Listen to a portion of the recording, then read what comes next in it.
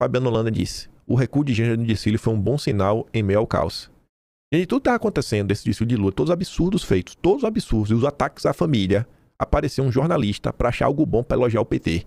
Tida justa ou injustamente como deslumbrada, Janja adorou aparentemente o papel de estrela de carro alegórico, tanto que chegou a participar dos ensaios. A questão é que o Brasil já é um pouco diferente de pelo menos há um semestre atrás.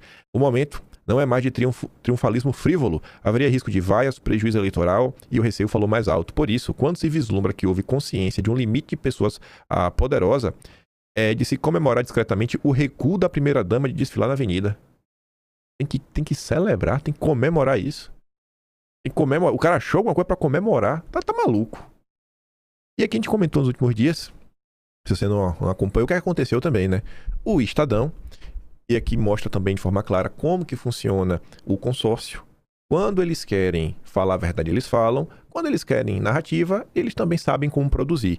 Os especialistas são sempre escolhidos a dedo. Vai ficar bem gritante isso quando você compara essa matéria do Estadão com a matéria da Folha de São Paulo. O Estadão diz: participação de Lula em desfile pode configurar crime eleitoral? Veja o que dizem analistas. Aí o Estadão, né? Na avaliação da maior parte dos especialistas em direito eleitoral consultados pelo Estadão, o episódio não pode ser caracterizado como abuso de poder econômico e político. O Lula não fez nada de errado. Aí quem que o Estadão escolheu para ser um dos especialistas? Simplesmente o advogado Valber Agra, é o autor da AGE que tornou Bolsonaro inelegível. Foram pegar um petista. Ele avalia que a homenagem da escola não teve gravidade necessária para que Lula seja responsabilizado no TSE. Aí, para não ser unânime, todos os escolhidos pelo Estadão defenderem o Lula, eles pegaram uma pessoa normal. A advogada eleitoral Marina Moraes discorda da avaliação. Para ela, a AGE é cabível neste caso porque a investigação pode trazer maiores esclarecimentos sobre o financiamento do evento, como ele foi pensado e seu impacto no eleitorado. Bom, a gente já viu que ele foi pensado, né, há um bom tempo. Porque desde outubro, a senhora Janja já estava indo lá, o Palhares já estava indo a Brasília. Ela destaca ainda que a presença de Lula na Sapucaí e no desfile compõe o núcleo da questão jurídica. A imagem dele, pessoalmente, ajuda a compor a parte magnética, o que o eleitorado terá em mente quando se lembrar do desfile. Já a Folha de São Paulo escolheu pessoas normais. Desfile sobre Lula abre brecha para condenação por ilícito eleitoral, dizem especialistas. A Folha nem pergunta. Veja o que dizem. Não, é ilícito. Estamos afirmando. Gera ilícito.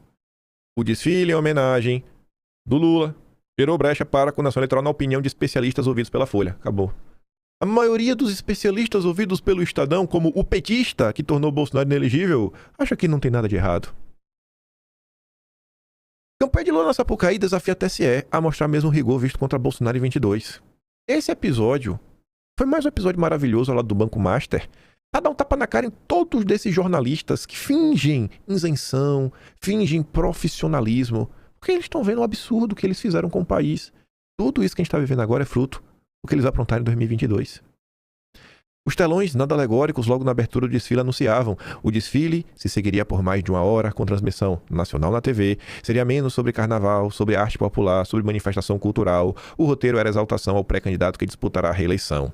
Um desafio claro ao TSE, fotos do mandatário em todas as suas fases da vida política eram exibidas em 4 telas que se alternavam na Sapucaí. O famoso digo de campanha estava lá: olê, olê, olá, Lula, Lula.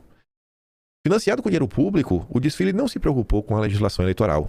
Elogios ao candidato, críticas e ironias a seus adversários, exaltação ao PT e ao seu partido, artistas simpáticos à causa desfilando, um roteiro de marqueteiro de campanha. Bandeiras políticas que estarão na campanha e que já estiverem em outras disputas eleitorais foram exaltadas. Para que não ficasse dúvidas, um boneco gigante com Lula, com punho cerrado erguido. Por fim, o desfile do candidato ao lado de outro candidato na avenida, o Eduardo Paes. Os puxadores da escola nem precisaram pedir votos. Estava tudo lá, explícito e implícito a quem quisesse ver. A homenagem da acadêmico de Niterói a Lula colocou o TSE em clara posição de constrangimento. Os próximos passos da corte mostrarão o tamanho do descompasso entre a combatividade exibida contra Bolsonaro em 2022 e a benevolência dos tempos atuais. O desfile de Lula fez parecer brincadeira de criança, a famosa reunião de Bolsonaro com os embaixadores, punida pelo TSE por caracterizarem campanha eleitoral antecipada. Aí diz, pra quem não lembra, Bolsonaro foi punido com inelegibilidade de 8 anos por abuso de poder político, uso indevido de meio de comunicação por reunião convocada com embaixadores. Mereceu a punição por lutar por mais transparência nas eleições. Isso é o Robson Bonin da Veja. Por falta de aviso não foi, aspas. Não parece ser um cenário de areias claras. De uma praia, parece mais areia movediça. Quem entra, entra sabendo que pode afundar, disse Carmen Lúcia na semana passada. E ela segue falando: o Estado Democrático de Direito significa aplicação do direito a todos. Igualmente não pode ter um tratamento diferenciado nem nos termos da lei, nem nos termos da jurisprudência já aplicada por esse TSE.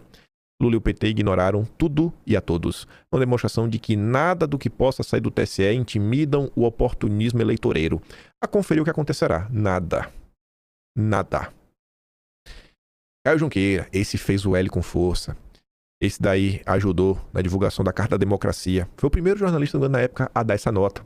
Trabalhando em parceria com Josué Gomes, sobrinho do Lula. Sobrinho em consideração. Foi o primeiro a falar da existência do Galípolas. Primeiro nós sobre o Galípolas na imprensa foi o Caio Junqueira. Petistão safado. E paga hoje é de direitista, né, Caio? Petistão safado. Lula testa a justiça eleitoral com desfile em sua homenagem.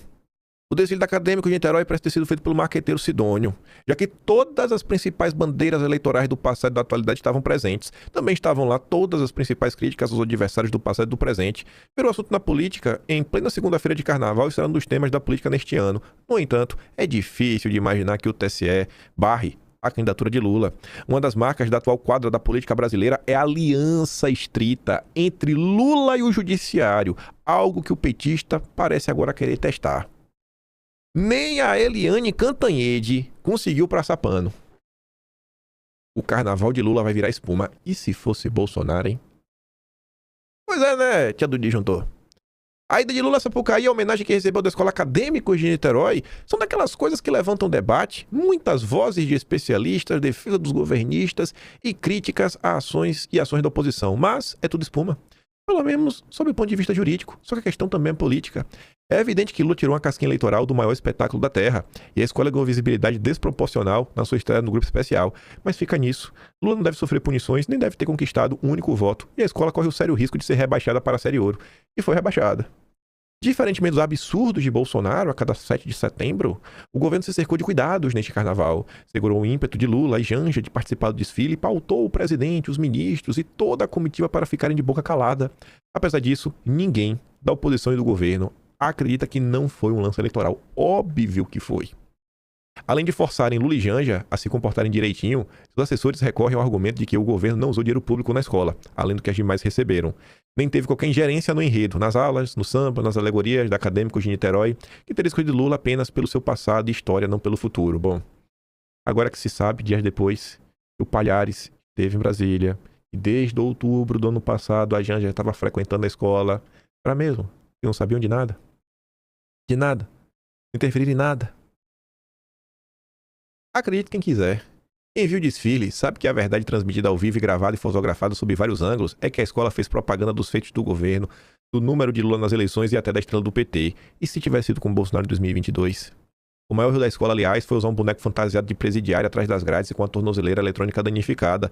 Lula e o Planalto não tiveram nada a ver com isso, nem sequer sabiam com antecipação. Sabia de nada que a escola ia fazer? Desde outubro frequentando e não sabiam de nada, não receberam nada com antecipação? Se tiveram sabiam, foi uma burrice, porque a reação seria óbvia, como acabou sendo. A homenagem a Lula passou pelo TSE antes do desfile, sob o argumento de que a corte não poderia proibir antecipadamente, o que caracterizaria censura prévia. Também deve passar depois do desfile, realizado e encerrado, sob a alegação de que não foi campanha antecipada, apenas uma homenagem a um personagem relevante do Brasil. Não dá, porém, para tapar o sol com a peneira. Foi um ato eleitoral e será material da campanha oficial. Aí o Merval Pereira voltou, aí já depois do carnaval, campo minado. Esse enredo não é exemplo de propaganda eleitoral fora do prazo, muito difícil definir o que seja. Rapaz, não tem. Não dá pra fingir que todo mundo é palhaço, né?